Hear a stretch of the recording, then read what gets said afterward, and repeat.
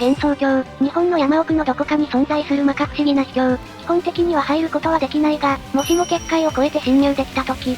絶対にやってはいけないキャラクターがいるのだ。幻想郷では妖怪が盛んに存在し、中には極悪非道な妖怪もいるんだよな。嫉妬心を操る者、悪に喜びを感じる者、世界的災害レベルで危険なものなど非常に危険度が高いヤバい連中がいるのです。もしも幻想郷にたどり着いてしまった時のためにやってはいけないキャラクターたちについて押さえておきましょう。それでは早速授業開始です。ということでまずはじめに紹介するのは、悪魔の妹フランドール・スカーレットです。正直言って皆さんもお分かりのはずなので言うことがないのですが、やはり彼女はとてつもなく危険。まずフランちゃんの食事対象だもんな。フランは東方高魔教 EX ステージボスで、レミリア・スカーレットの妹だぜ。吸血鬼であり、レミリアにはない魔法少女でもあります。サイドテールにまとめた金髪に寸帽をかぶった少女。フランというのは初期の頃からキャラがつかみにくいキャラとして知られています。もともとは人気投票もキャラが少ない中で15位とそこまで高いものではありませんでした。しかしながら書籍作品などで、少しずつ彼女について割れ始めてきて、徐々に人気を集め始めた結果、現在は一番人気を誇るキャラとなりました。能力はありとあらゆるものを破壊する程度の能力。対象の弱点の目を引きつけて潰すことで破壊ができるようだ。その威力は隕石や強力なモンスターも破壊するほど、またフランドールは昨夜や妖精メイドが用意したものしか食べたことがないため、人間の襲い方を知らない。そのため一しずくも残さず吹き飛ばすんだとか。フランに関しては本当に最近では外に出るようになってきて、もう襲い方については分かっていると思うぜ。東方強力異文や漫画で最近登場が増えてきていましたよね。ただし、彼女たちは血以外も普通に食べれるので覚えておこう。性格はレミリアよりも凶暴で、公式からも破壊を喜ぶという恐ろしい思想を持っているので会うべきではないですね。ただ東方地霊紀伝第3話後半にて、自分が作ったものを誰かに片付けられるくらいなら、誰かが作ったものを片付けた方がいい。そんなことをフランが語っていたのですが、これは恐ろしい考えではあるのの、彼女なりの価値観を持ち合わせているということです。思考力がない狂気の化け物、というわけではないことがわかります。ルナティックといっても残酷な性格でもなければ、快楽殺人者でもないことがわかりますね。妖怪らしく価値観がずれているだけで、まともな人格はあると推測できます。確かに前回の授業東方地霊紀伝の授業で分かったが、ゆかりに急に呼び出されても物騒な発言はしても起こるようなことはなかったよな。このように話はわかる子でうまく気に入られば助かる余地はあるかもしれませんが、フランから見たら私たちはケーキか紅茶程度の存在なので近寄るのはよした方が無難でしょう。美味しく召し上がられちゃいます。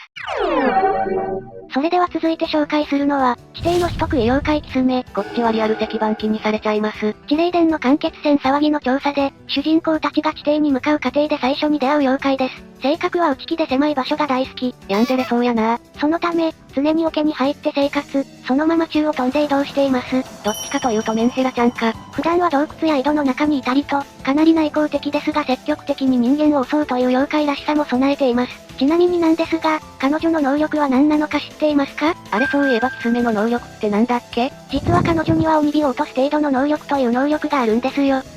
正直道中のマイナーキャラクターだから知らなかったぜ。1種類ですがスペルカードも使用できることも、一見可愛らしい見た目ですが、東方部門九呪に記されたキスメの言動は、凶暴なところもあるようなところではなく、凶暴凶悪そのものです。木などの上から落下し下を通る人間に突然襲いかかる妖怪だそうです。あの池の中の少女もキスメ本体じゃないかもって寸志も言っていたよね。さすがにあの姿が本体らしいですが、その行動は怖すぎますよね。取材に訪れた社名丸に本気で襲いかかるなど、妖怪らしい凶暴なところもありますよ。井戸から出て小さな子供にお前の落とした死体はこれかい？と言い、ケタケタ笑いながら白骨死体を投げつけたりしていますね。それを見たオリンは喜んで骨を取りに行ったそうな。死体大好きオリンとの相性バッチリやん。それを見たかな子様も取りに行ったそうな。かな子様が取りに行ったのは御柱です。二次創作ではキスマとして書かれることがあります。名前からの連想されてキスマということね。そしてその名前を入れ替えるとスキマとなり、ゆかりとの関係性が語られています。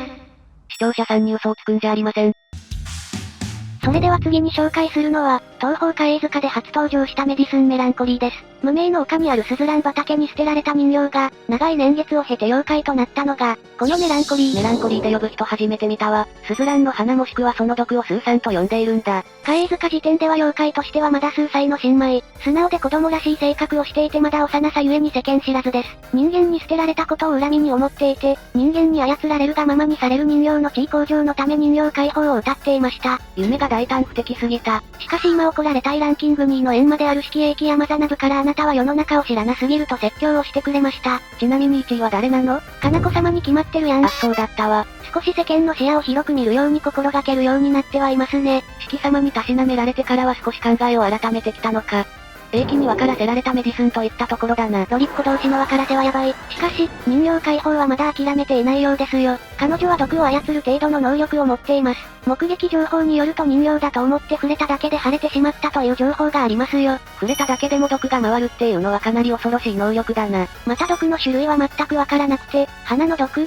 蛇の毒、蜂の毒、雲の毒、直接触れると腫れる毒、風下にいるだけで倒れてしまう毒といったように様々あるようです。能力がかなり恐ろしいぜ。それゆえ毒に侵された場合決定的な治療もないのが厄介ですね。近くにいるだけで、なんと妖怪すらもひるむほどの猛毒を浴びることもあるようです。さらに毒を受けたらピロピロっていうノイズ音が流れてくるんだとか。それはポケモンの毒状態でしょうが。また視聴者さんは、植物から取れるある種の成分は動物を狂わせることをご存知でしょうか？彼女はそのことを経験的に知り、毒で人間を自由に操る方法を確立しました。それ一番危険すぎるだろ。うまく操ることができれば人間社会の内部的な破壊も可能なので恐ろしすぎますね。能力からして出会ってはいけないキャラクターだな。一番怖いのは外の世界から来た私たちが操られて、そのまま霊夢など外の世界に返してくれる人物に接触。そして操られた私たちを使って、外の世界に行けば、彼女一人でも大惨事になることは間違いないでしょう。こんな可愛い幼女がバイオハザード並みの大災害に。そのため接触は間違いなくしてはいけないでしょう。メディスンファンは遠くから眺めるようにしよう。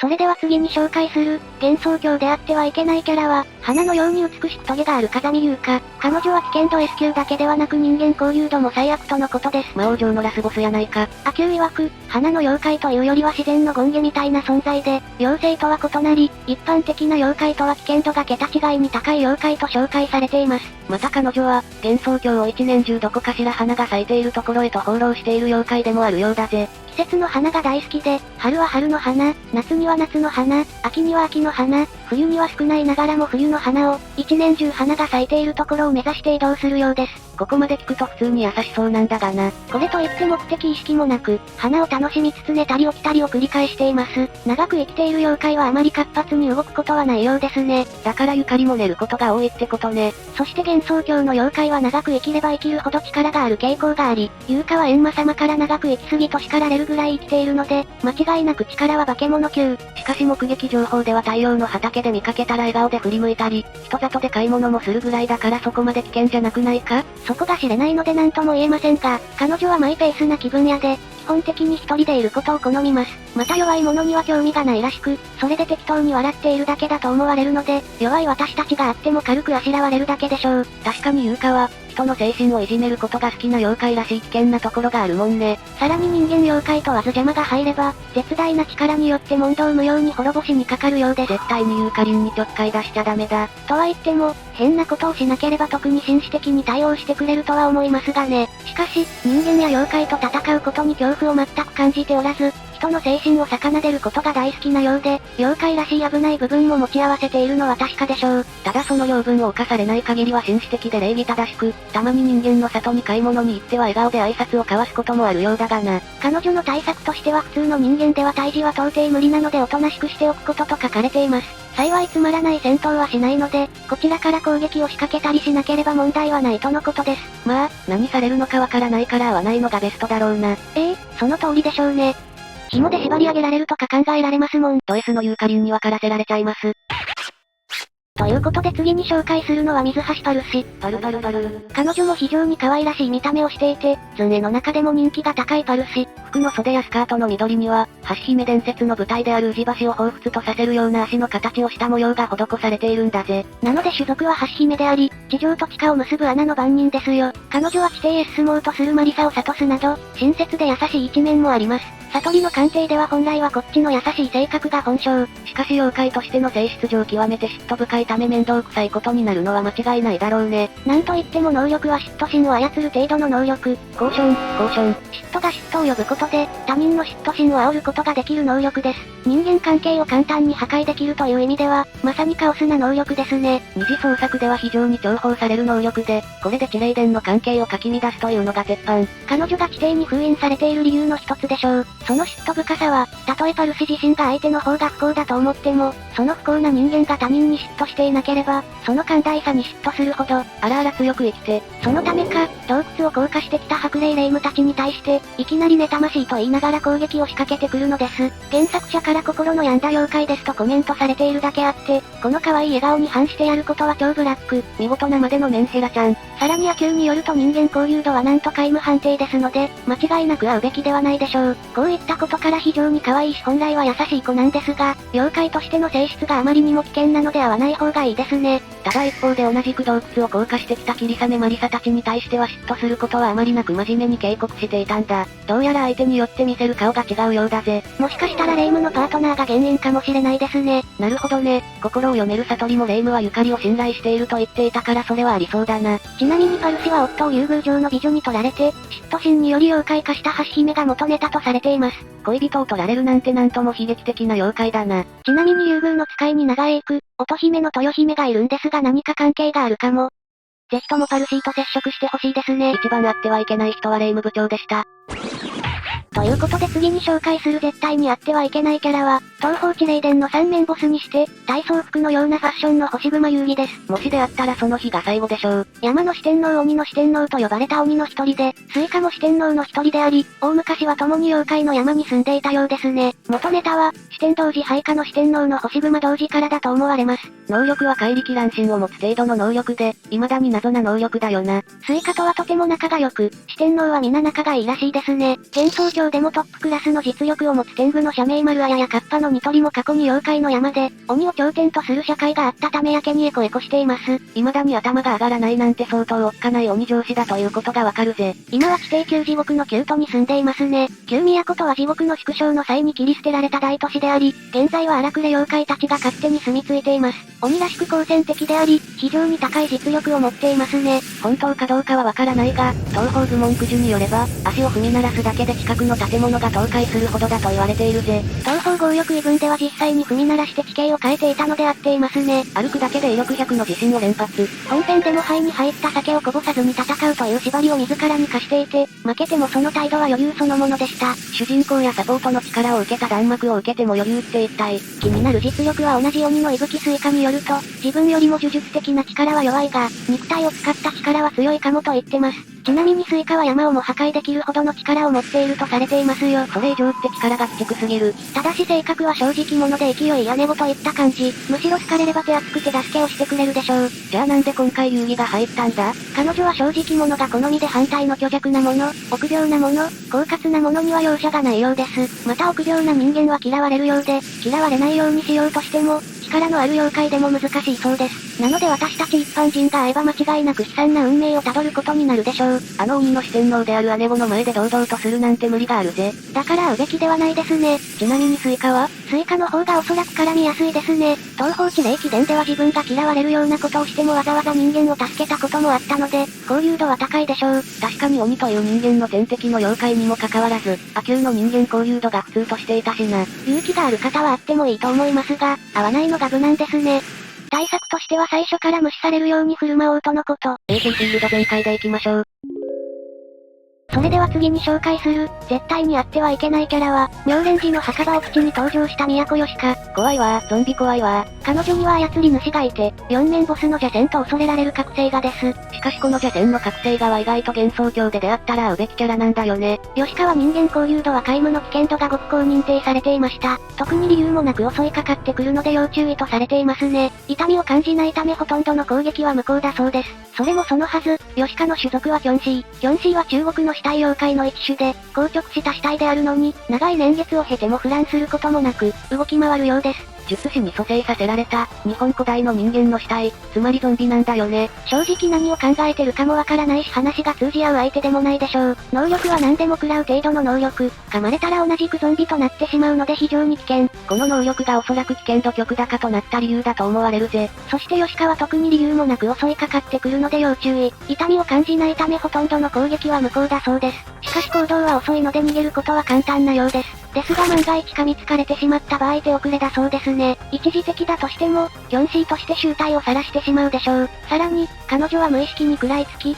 自分もキョンシーの仲間増やしに協力してしまうかもしれないのです。まさにゲームのバイオハザードみたいになってしまうってことか。アキューもそれだけは避けなければならないと言っていますね。ちなみにこれほどの危険なキョンシーの操り主から見て、腐ってて可愛いらしいです。未だかつてないフレーズ。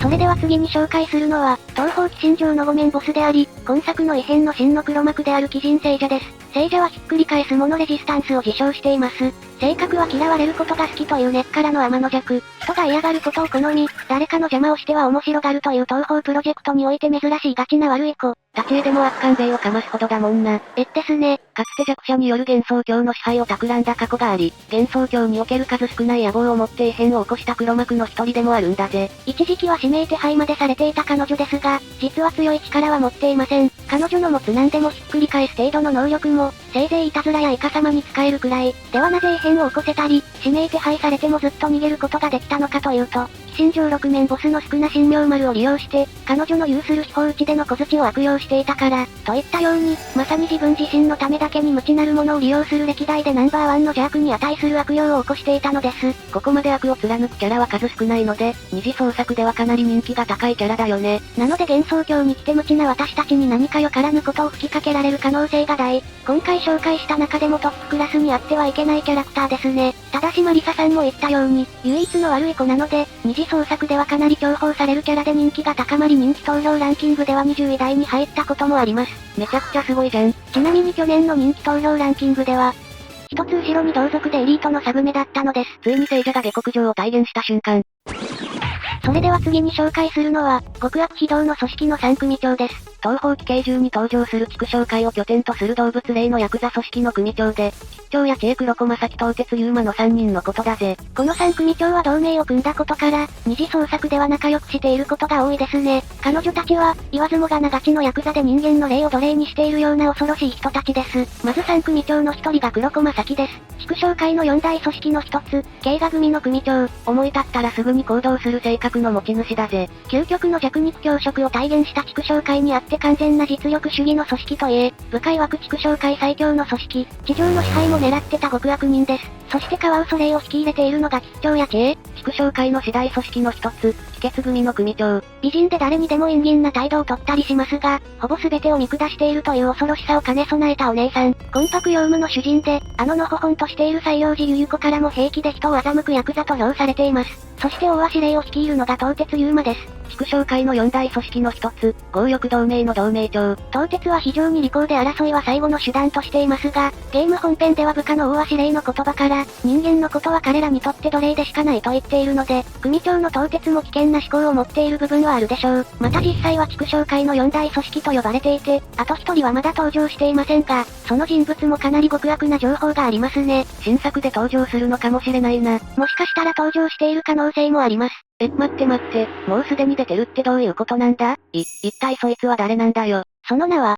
半楽王、宮出口水地。おお、水地なら確かに可能性あるわ。4人とも設定が死と共通する点があり、竜と関連があること、地獄との関連から彼女こそが最後の一人の可能性がありますね。そういえば、なぜか彼女の動物霊が登場してないのは、すでに水地が捕まっていたからという可能性があるな。なるほど、確かにその可能性は高そうですね。宮出口に関しては、もちろん後で紹介するのでお楽しみに。話を戻して彼女たちは畜生界で人間霊を最下層の奴隷として扱っていて、動物霊の作った保護施設霊長園に押し込められていました。そんな人間霊たちがハニヤス新ケーキを召喚し、ケーキの作るハニワ兵に手も足も出なかった動物霊が、ケーキを倒せる人間を地上から呼び寄せるため、地獄を経由して地上に侵略してきた、というのが奇形獣で起きた異変。めちゃくちゃ悪い奴らやんと思ってしまうのですが、彼らの過去のことを考えると、正直悪いのは私たち人間かもしれません。はい。奴隷扱いを受けているのに、なんで人間たちが悪いんだ？カワウソ、狼、大足の動物類は全員日本の絶滅危惧種。つまり人間たちの環境破壊によって、死んだ者たちがたくさんいるんですよ。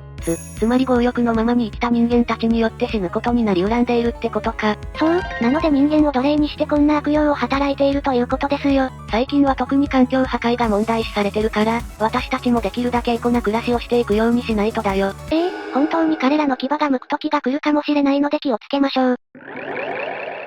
ということで次に紹介するのは、交流道で初登場したヒメムシモモよ。2023年激アツ展開期待大キャラ。醜悪や見た目や毒持ちなことから嫌われ者の大ムカデの妖怪ですよ。大天部の飯綱丸とは親友であり、ストーリーでは飯綱丸恵の親友としてアビリティカードの原料となる遊樹を交流道から採掘を担当していました。わかりやすいほど発掘してるな。彼女は今作で登場したアビリティカードの原料になる遊樹を採掘するために山を削り交流道を掘る役を引き受け、その報酬として採掘した遊樹の一部をもらって食べていたようです。そしてなんと、親友である恵を食べる代わりとして、遊樹は十分だったなど物騒なことも考えていたようです。いや親友を食べようとしたってどういうことだよ。ムカデっ子が親友を食べるなんて、これはまさに、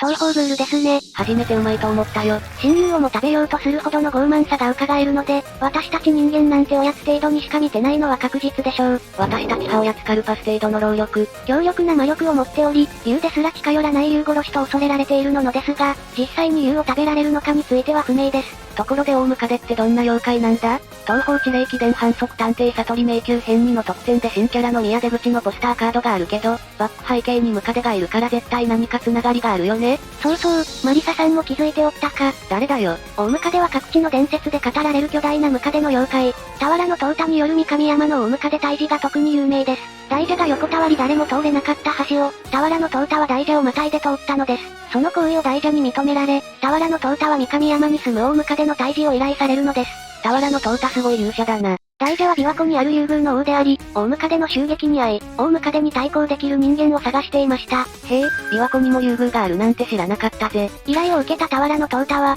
唾をつけた矢で大ムカデを射殺。伝説によってはこの大ムカデは三上山を7巻半もする大きさだったとされています。いやだらまずらやないか。大ムカデとヘビまたは竜が対立する伝説は多く、大抵大ムカデが優位とされていますね。ということは我らがかなこ様がまた大活躍の予感じゃん。キャナコー。中国の明時代の書物遺蔵組には百足が一尺になると空を飛び、竜はそれを恐れて雷を落とすと書かれていて、中国から伝わった伝聞が源流にあるようですね。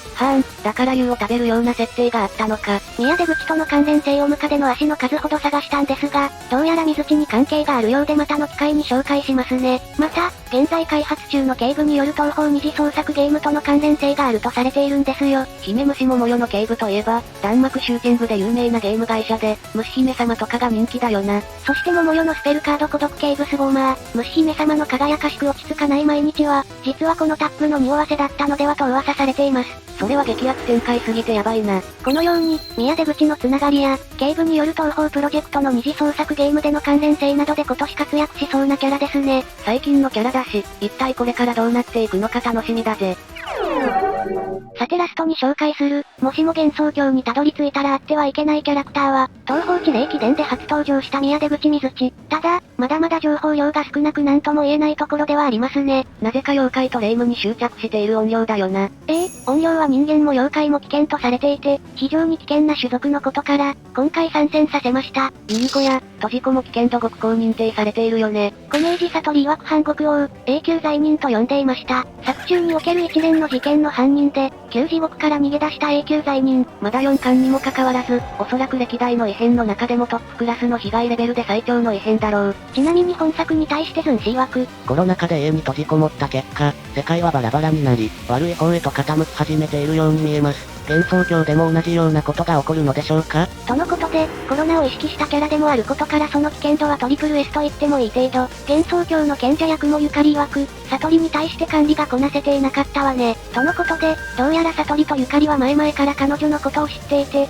地霊殿の仕事の一つには彼女が脱獄しないように見張る役目も持っていたようです。ちなみに会話と呼び方から悟りとゆかりは地霊殿前から知り合いの可能性が高いぜ。地霊殿ではゆかりの居場所が遠すぎて認識できていなかったので彼能性はありますね。白霊神社、あるいは白霊霊夢に恨みを抱いていて、八雲ゆかりによると事件の動機は霊夢を恐怖に陥れ、最後に復讐を遂げるため、一方で悟りは事件を起こす傍ら、霊夢に恨みを持つ者を探していると推理しています。また旧地獄の封印から解き放たれたこと、宮出口水地という名前から、東方強力異分の水との関係も匂わせていますね。またストーリーが対になっていて、こちらも水に関係がある東方水長家のつながりもあるよね。また宮出口水地の元ネタは新宗教大元の教祖である出口直に取り付いた牛虎の根人が元ネタなのではと考えられます。なるほど、宮出口も取り付いているところから考えると、そっちが正解っぽいな。根人とは土地にまつわる神様で、根人様の静まる方位に対してはあらゆることが供とされています。根人は人々に大変恐れられていて、江戸時代の末には岡山県地方では、